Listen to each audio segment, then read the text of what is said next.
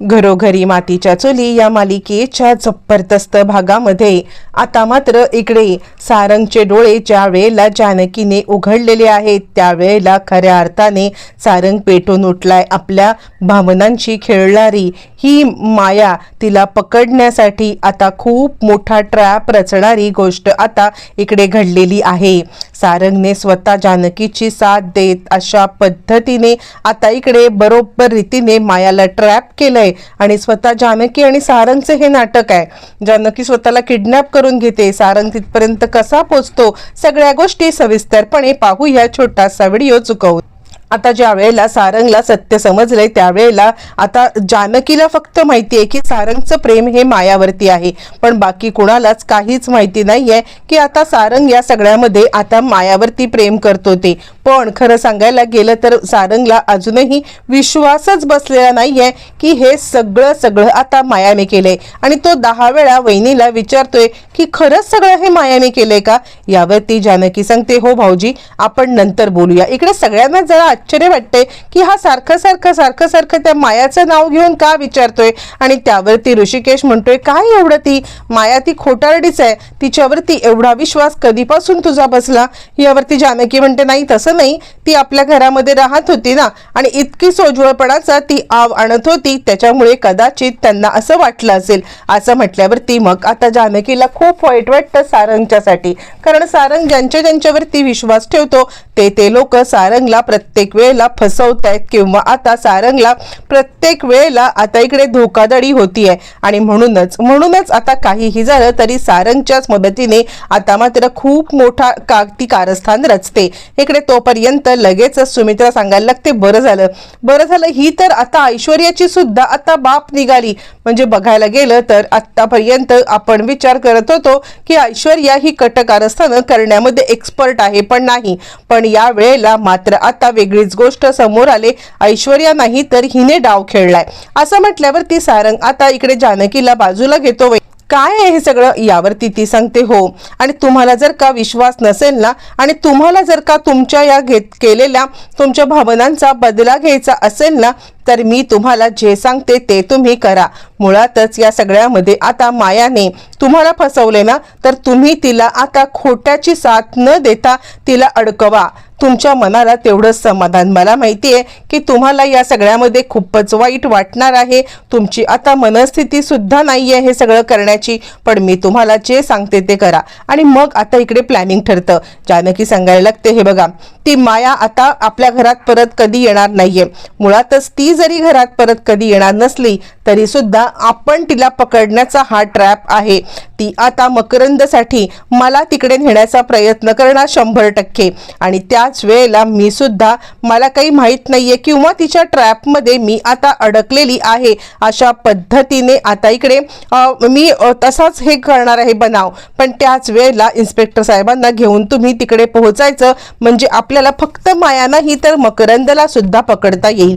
यावरती सारंग म्हणतो वहिनी कधी मला वाटलं पण नव्हतं की माझ्यावरती ही अशी वेळ येईल। म्हणजे मी ऐश्वर्यावरती प्रेम केलं, तिने मला धोका दिला, माझ्या बाबतीत हे असंच घडत राहणार। आता आपण एकत्र येण्याची वेळ आलेली आहे। काहीही झालं ना तरी त्या मायाला एकीचं बळ दाखवायचं। तुम्हाला ऐश्वर्याने धोका दिला पण आता तीच ऐश्वर्या तुमच्यासाठी हे सगळं करते। यावरती तो आता सांगायला लागतो काय ऐश्वर्या आणि माझ्यासाठी ते कसं काय। यावरती मग जानकी सांगायला लागते तुम्ही तिला डिवोर्स पेपर नेऊन दिले होतेत ना आणि त्यानंतर ती आता पुरती कोलमडली।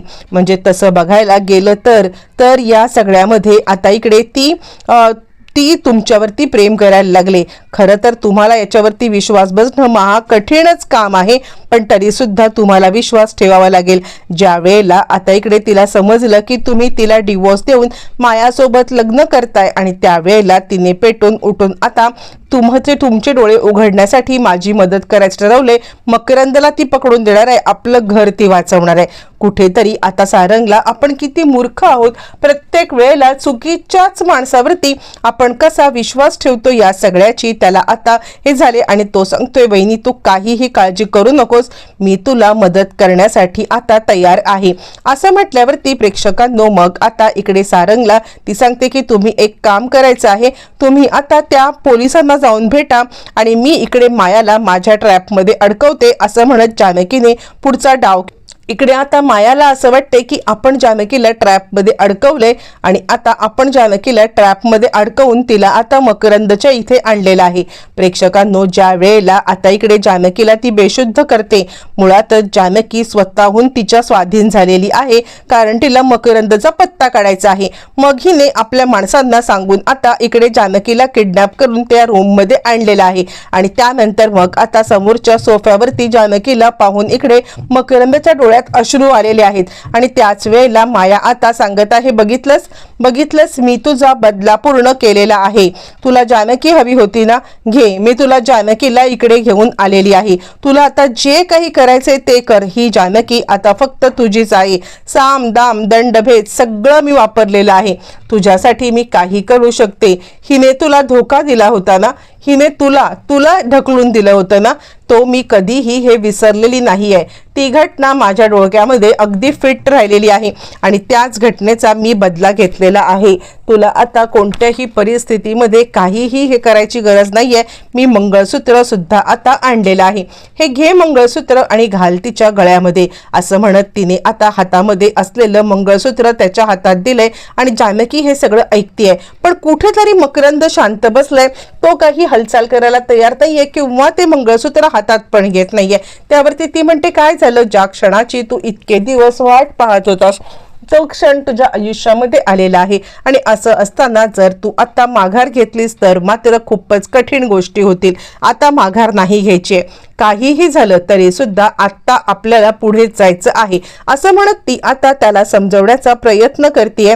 पण त्याच वेळेला तो मात्र या सगळ्यामध्ये कुठेतरी आता माघार घेताना दिसतोय. आणि त्यावरती ती म्हणते काय झालं. त्यावरती तो सांगायला लागतो असं फसवून मला काही करायचं नाहीये. अशा अवस्थेमध्ये लग्न नाही करायचं, तिच्या संमतीनेच लग्न करीन. यावरती माया त्याला समजवते हे बघ असं कधीही होणार नाहीये. तिच्या संमतीने तुझं लग्न होणारच नाहीये. मुळातच तुला आता समजते का, ती कधीही तुझी होऊ शकणार नाहीये. त्यावरती तो म्हणतो मग जबरदस्ती लग्न करून ती माझी होऊ शकेल का, नाही होऊ शकणार आहे. कुठेतरी त्याला रिअलाइज झालंय की आपण हे जे काही करत होतो इतके वर्ष हे करण्यासाठी ते सगळं चुकीचं आहे. पण त्याला जरी रिअलाइज झालं असलं तरी या मायाच्या बदल्याची आता मात्र आग इतकी असते की तिला हे काही कळालेलं नाहीये किंवा ती हे कळून घेण्याच्या मनस्थितीत नाहीये. ती मात्र आता पेटून उठलेली आहे. काहीही झालं तरी सुद्धा तू या सगळ्यामध्ये तिला आता मंगळसूत्र घाल. त्यावरती तो मात्र आता मंगळसूत्र घालायला बिलकुल तयार नाहीये. बरं हे सगळं चालू असताना तोपर्यंत सारंग आता इन्स्पेक्टर साहेबांकडे पोहोचलेला आहे. त्यांनी इन्स्पेक्टर साहेबांना आपला प्लॅन समजावून सांगितले आणि त्यानंतर तो इन्स्पेक्टर साहेबांना घेऊन त्या ठिकाणी जायला पण निघाले. इन्स्पेक्टर साहेब आता सांगायला लागतायत हे बघा तुम्ही काळजी करू नका, काहीही झालं ना तरी सुद्धा आता इकडे आम्ही या सगळ्यामध्ये त्याला पकडणार. आम्हाला जानकीने फोन केलेला होता, जानकी वहिनीने, आणि आता आपण त्यांचा पाठलाग करूया. तिने आता लोकेशन आम्हाला पाठवले, ज्या लोकेशनवरती तिला घेऊन गेलेले आहेत. त्यामुळे तुम्ही चिंता करू नका, चला आपण ताबडतोब तिकडे जाऊया. असं म्हणत सारंग पोलिसांना घेऊन निघाल. आणि तोच पर्यंत इकडे आता माया मकरंदला फोर्स करत आहे की तू दादा मंगळसूत्र घाल. आणि तो मात्र ढिम्मपणे तिकडे बसून राहिलेला आहे. आणि तितक्यातच दार वाजवत आता इकडे इन्स्पेक्टर साहेब आलेले आहेत. माया आता गडबडत दार उघडते. पण त्याच वेळेला इन्स्पेक्टर साहेबांनी तडाकेबाज दारावरती एक धक्का देत आतमध्ये आलेत आणि तुमचा खेळ संपलाय. यावरती माया आता जास्त हायपर झाली. दादा मी तुला सांगत होते तू मंगळसूत्र घाल. अजूनही वेळ नाही गेलेली आहे. मी जाईन पोलिसांच्या ताब्यामध्ये, पण तुझं लग्न जानकी सोबत लावून, तुझं लग्न लावल्याशिवाय मी दादा कुठेच जाणार नाहीये. म्हणजे आता इतकं सगळं चालू आहे तरी ही माया इतकी विचित्र वागतेय की आता तिच्या डोक्यावरती जणू काही परिणामच झालाय अशी आता कुठेतरी आपल्याला शंका यायला लागलेली आहे. आणि आता पोलीस तिला पकडतायत आणि हे सगळं समोरचं दृश्य सारंग पाहतोय. त्याला स्वतःलाच मोठा धक्का बसलाय की हे सगळं काय चाललेलं आहे. म्हणजे असं सगळं होत असताना सुद्धा माया अजूनही मंगळसूत्र घाल असं जे काही बोलते, त्यामुळे त्याला खरं तर खूपच मोठा धक्का बसलाय. आणि तो आता विचार करतोय म्हणजे माया खरंच मकरंदची बहीण आहे आणि हिच्या डोक्यावरती परिणाम झालेला आहे.